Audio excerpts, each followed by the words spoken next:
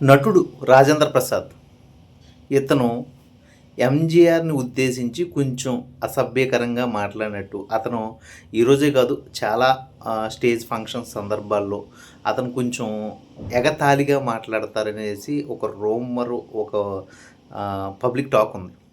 ఎందుకంటే గతంలో ఆలీ గారిని పిలిచినప్పుడు కానీ లేకపోతే కాదంబరి కిరణ్ గారి విషయంలో కానీ చివరికి బ్రహ్మానందం గారి విషయంలో కానీ లేకపోతే పెద్దల సభలో కానీ ఆయన ఎలా మాట్లాడతారంటే రెగ్యులర్ ఓట్స్ని జనాల్లో తిరిగే ఓట్స్ని నేను పెద్దవాడిని కదా నన్ను అలా తీసుకుంటారేమో అని అనుకుంటారు.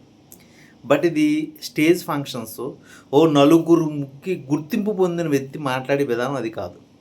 బట్ ఇక్కడ ఎంజీఆర్ విషయానికి వచ్చేటప్పటికి అది కొంచెం సీరియస్ అయిపోయింది.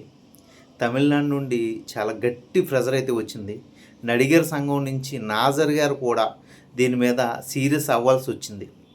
దాంతో నిన్న తమిళ్లోనే రాజేంద్ర ప్రసాద్ గారు తన ఉపన్యాసం ప్రకటిస్తూ నడిగర్ సంఘానికి లేకపోతే ఎంజీఆర్ యొక్క ఫ్యాన్స్కి క్షమాపణ చెబుతున్నాను అంటూ అయితే ఒక ప్రెస్ నోట్ ఒక వీడియో రిలీజ్ చేశారు.